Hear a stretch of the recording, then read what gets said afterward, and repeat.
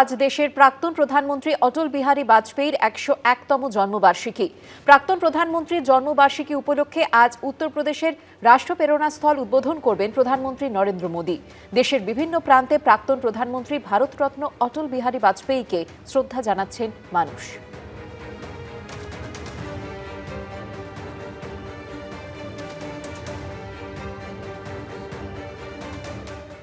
প্রথমে মেলেনি প্রশাসনের অনুমতি। দিনের দিন আদালতের অনুমতি নিয়ে সাগরদ্বীপে সভা করলেন শুভেন্দু অধিকারী।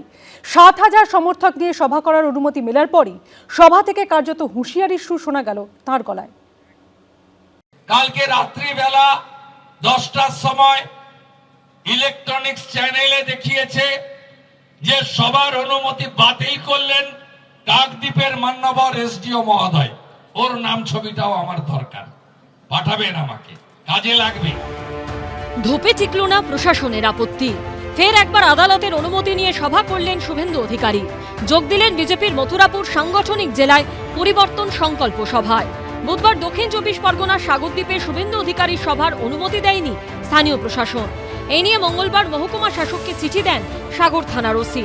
সেই চিঠিতে উল্লেখ করা হয়, গঙ্গাসাগর মেলায় পুণ্যার্থী ও বিরোধী দলনেতার নিরাপত্তার কথা মাথায় রেখে অনুমতি না দেওয়ার সিদ্ধান্ত নেওয়া হয়েছে।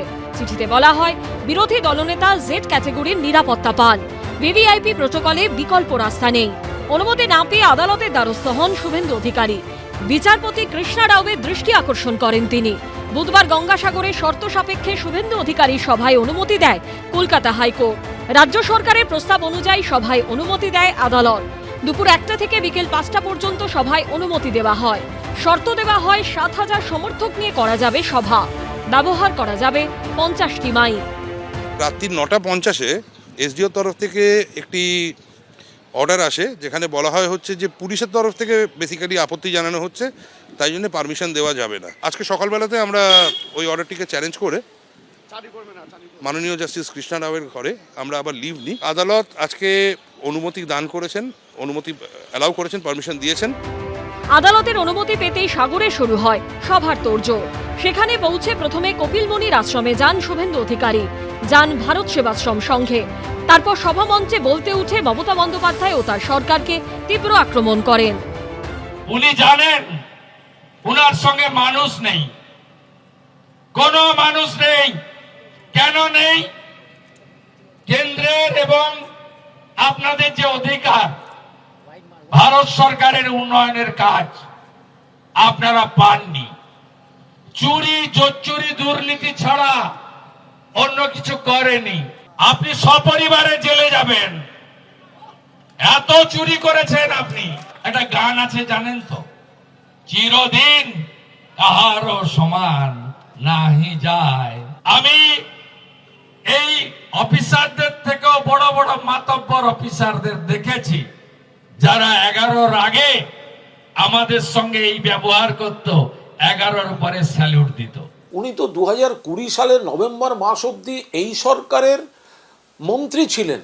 কখনো এইখানে তৃণমূল কংগ্রেসের তিনি ছিলেন বিধায়ক, কখনো সাংসদ, কখনো রাজ্যের মন্ত্রী। আপনি যতদিন ছিলেন খারাপগুলো বলে তার প্রতিবাদে ইস্তফা দেননি কেন? বুধবারই শুভেন্দু অধিকারীর ঝাড়গ্রামে সভাতেও অনুমতি দেয় হাইকোর্ট। 28শে ডিসেম্বর ঝাড়গ্রামে হবে শুভেন্দু অধিকারীর সভা। সকাল 10টা থেকে বিকেল 5টা পর্যন্ত কর্মসূচিতে মিলল অনুমতি। বিরোধী দলনেতা হিসেবে এখনো পর্যন্ত শুভেন্দু অধিকারীর 102টি কর্মসূচির অনুমতি দিয়েছে আদালত। সৌভিক মজুমদার ও শিবাশিস মৌলিকের রিপোর্ট, এবিপি আনন্দ। সুপ্রিম কোর্টের দেওয়া সময়সীমার মধ্যে আরজিকর মেডিকেলে পোস্টিং পেলেন না চিকিৎসক অনিকেত মাহাতো।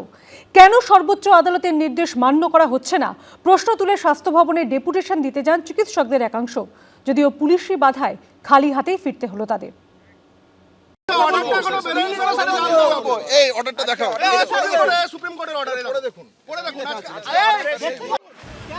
দফায় দফায় কথা কাটাকাটি, ধস্তাধস্তি, চ্যালেঞ্জ পাল্টা চ্যালেঞ্জ।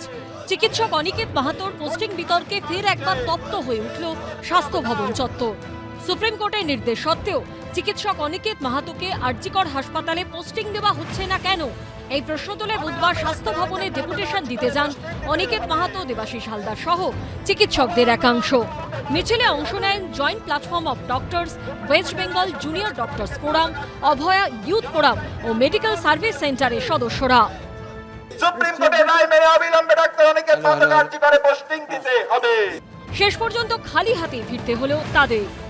যদি সুপ্রিম কোর্টের নির্দেশিকা একটা রাজ্য সরকার না মানে, তাহলে এই রাজ্য সরকারের তৈরি করা নিয়মকানুন বাকিরা মানবে কেন? যদি সুপ্রিম কোর্টের নির্দেশিকা একটা স্বাস্থ্য ভবনের মতন কর্তৃপক্ষ না মানে, তাহলে যে স্বাস্থ্য ভবন সারা পশ্চিমবাংলার স্বাস্থ্য ব্যবস্থাকে পরিচালিত করে, সেই পরিচালন তারা কিভাবে করবেন? ব্যারিকেড দিয়ে আটকে দেওয়া হয় আন্দোলনকারী চিকিৎসকদের পথ। স্বাস্থ্য ভবনের মুখে হেলথ রিক্রুটমেন্ট বোর্ডের দপ্তরের সামনেই থমকে যায় মিছিল। পুলিশ কর্মী ও আধিকারিকদের সঙ্গে বাগযুদ্ধে জড়িয়ে পড়েন চিকিৎসকদের একাংশ। আধ ঘন্টার উপর চলে চাপানোতরের এই পরিস্থিতি। আপনি রাস্তা আটকে রেখেছেন কেন? আপনি রাস্তা আটকে রেখেছেন। ডাক্তাররা যেতে পারবে না এখানে, দেখেন। আরজিকর কাণ্ডের অন্যতম প্রতিবাদী মুখ অনিকেত মাহাতো। অভিযোগ, কাউন্সিলিং এর সময় ফার্স্ট ইয়ার সিনিয়র রেসিডেন্ট হিসেবে তার নাম ছিল আরজিকর মেডিকেল কলেজে, অথচ তাকে পাঠানো হয় রায়গঞ্জ মেডিকেল কলেজে। এরপরই রাজ্য সরকারের সিদ্ধান্তকে চ্যালেঞ্জ করে কলকাতা হাইকোর্টে যান প্রতিবাদী চিকিৎসক। সিঙ্গল বেঞ্চ ডিভিশন বেঞ্চ হয়ে মামলা গড়ায় সুপ্রিম কোর্টে। 11ই ডিসেম্বর সুপ্রিম কোর্ট সরাসরি প্রশ্ন তোলে, বাকিদের পোস্টিং মেধাভিত্তিক হলে অনিকেত মাহাতোর ক্ষেত্রে নয় কেন? দেশের সর্বোচ্চ আদালত নির্দেশ দেয় 2 সপ্তাহের মধ্যে চিকিৎসক অনিকেত মাহাতোকে পোস্টিং দিতে হবে আরজিকর মেডিকেল কলেজেই। বুধবার শেষ হলো সেই সময়সীমা, অথচ পোস্টিং সংক্রান্ত নির্দেশ এখনো কার্যকর হয়নি বলে অভিযোগ। আমরা এসেছিলাম সুপ্রিম কোর্টের অর্ডারটা ওনাদের দেখানোর জন্য, যে আজকে 14 দিন পেরিয়ে যাচ্ছে, সেই সুপ্রিম কোর্টের অর্ডার মানার ক্ষেত্রে অবস্ট্রাকশন হয়ে দাঁড়িয়ে রয়েছেন এই পুলিশ অফিসার এবং আইপিএস অফিসাররা। Doctor Aniket মাহাতোকে RG Kar medical college হাসপাতালে পোস্টিং দেওয়ার জন্য নির্দেশ দিয়েছিল সুপ্রিম কোর্ট, এবং আজকেই শেষ দিন। তারা সেই বিষয়ে পুঙ্খানুপুঙ্খ জানতে স্বাস্থ্য ভবনে আসেন। শুধু অনিকেত মাহাতো যে এসছেন তা নয়, ডক্টর দেবাশিস হালদার সহ বিভিন্ন জুনিয়র ডাক্তার তারা এসছেন, সিনিয়র ডাক্তাররাও এসেছিলেন। অভয় মঞ্চের যে ইউথ ফোরাম তাদের পক্ষ থেকেও এখানে তারা উপস্থিত হয়েছিলেন, কিন্তু দেখা গেল পুলিশ ব্যারিকেড করে তাদেরকে ঢুকতে দেননি। এই সরকারটা তো কোনো গণতান্ত্রিক ব্যবস্থার উপরে বিশ্বাস করে না, এরা কোর্টের রায়কে মানে না, এরা দেশের প্রধানমন্ত্রীকে মানে না, রাজ্যপালকে মানে না, রাষ্ট্রপতি সম্পর্কে কদর্য বিবৃতি দেয়। এদের কাছ থেকে আপনি কি প্রত্যাশা করেন? এখানে বহু অর্ডার কমপ্লাই হয় না। নবান্ন বা কালীঘাটের এই সুপ্রিম পাওয়ারের সোর্স কি? সভরিন দেশের হাইয়েস্ট জুডিশিয়াল এস্টাবলিশমেন্ট, তাদের রায় হলো এই ডাক্তারের পোস্টিংয়ের ব্যাপারে। It's a gross violation. কিন্তু সৈয়া ভাই কোতওয়াল ডর কাহে কা, হিন্দি প্রবাদ তো এমনি আছে। এ নিয়ে পাল্টা খোঁচা দিয়েছে তৃণমূল।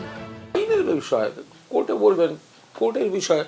আবার এটাও তো পাশাপাশি গ্রামের মানুষ, জেলার মানুষও দেখছেন যে যারা নাকি খুব বিপ্লবী, তাদের জেলায় যেতে বুকে ব্যথা করে, তাদের সব ক্রিম পোস্টিংয়ে রাখতে হবে, নইলে তারা কোর্টে চলে যাবে। প্রশ্ন হলো, এই টানাপোড়েনের শেষ কোথায়? ঝিলম করঞ্জাই, আশাবুল হোসেন ও উজ্জ্বল মুখোপাধ্যায়ের রিপোর্ট, এবিপি আনন্দ। এবিপি আনন্দ, এগিয়ে থাকে, এগিয়ে রাখে।